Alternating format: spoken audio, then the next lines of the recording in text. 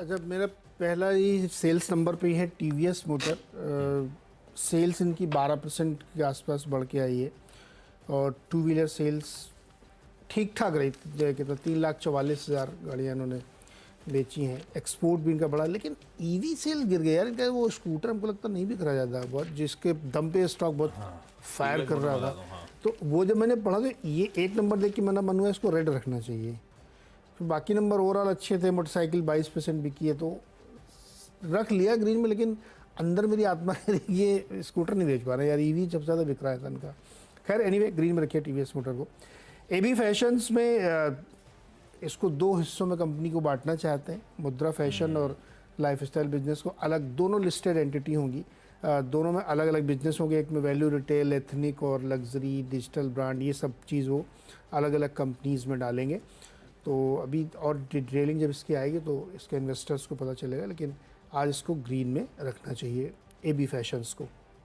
वैसे भी अब दो ही बड़े ब्रांड बचे हैं, एबी फैशन और एक दूसरा आप देखिए ज़्यादातर फैशन ब्रांड अब जियो के साथ है, रिलायंस रिटेल के पास है, तो इसको रखिएगा। तीसरा मारुति है, मैं इसको रेड में रख रहा हूँ। अभी चर्चा हो रही थी कि इसके नंबर इन लाइन है। मैं कल देख रहा था रात में इसे प्रोडक्शन नंबर, तो हालांकि पता नहीं, लोग कहते हैं बहुत सिग्निफिकेंट नहीं, लेकिन आपने भी एक जो जिक्र किया ना एसयूवी बहुत बिक रही है, जरा आप देखिए इनका।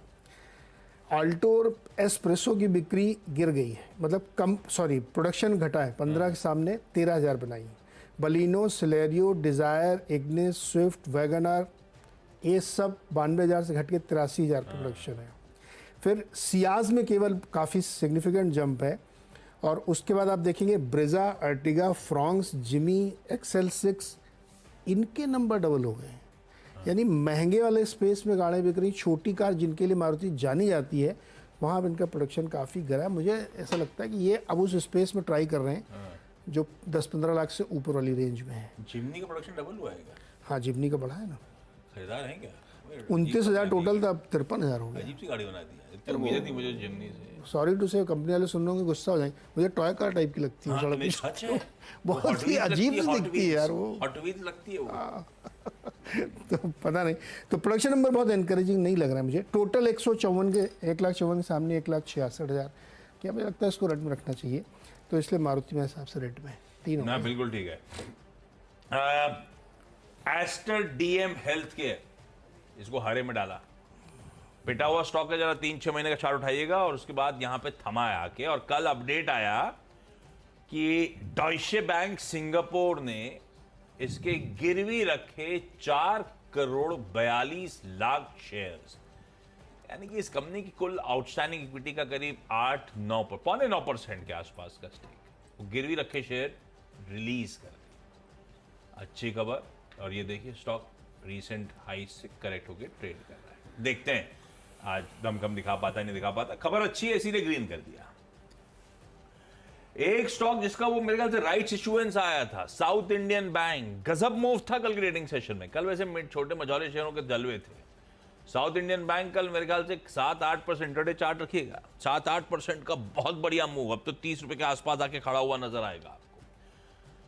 मैं फिर भी लाल ले जा रहा हूं क्योंकि थोड़े से सबड्यूड से मुझे आंकड़े दिखे। साल दर साल इन्होंने अपनी रिलीज में लिखा है, लेकिन साल दर साल देखते नहीं है अपन सिर्फ हेडलाइन नंबर्स बैंक्स के साल दर साल देखते हैं।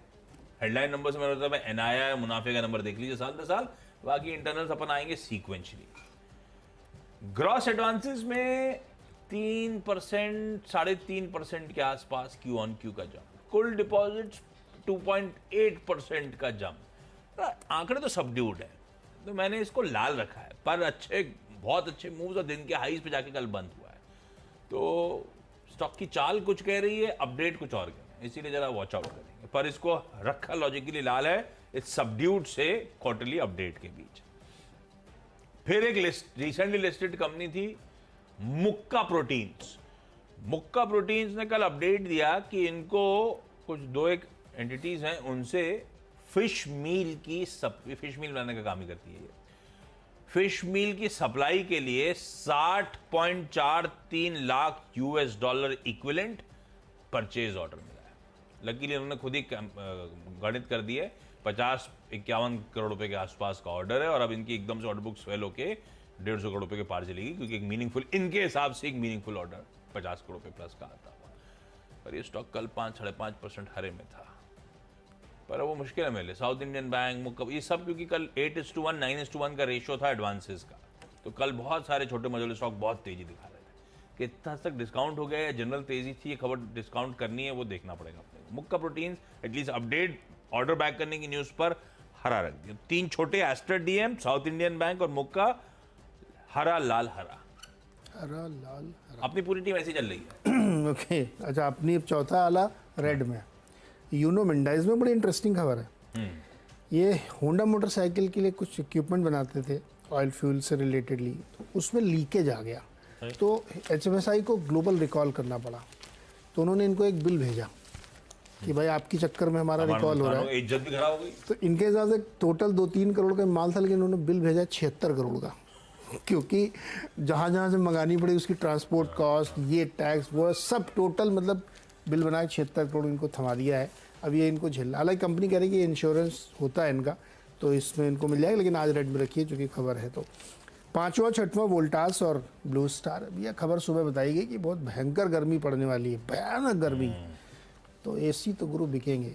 अब आपको महंगा पड़े सस्ता पड़े पता नहीं, वैसे 1 टन का AC जो है आजकल 32-34 हज़ार का मिलता नहीं है, दाम बहुत बढ़ गए। लेकिन फिर भी मुझे लगता है कि कूलिंग वाली कंपनी जिसमें वोल्टास है, ब्लू स्टार, सिम्फनी, सब ध्यान रखिएगा। तो इन दोनों को हमने ग्रीन में रखा है। एक छोटा सा ब्रेक के बाद अगले 4 स्टॉक्स।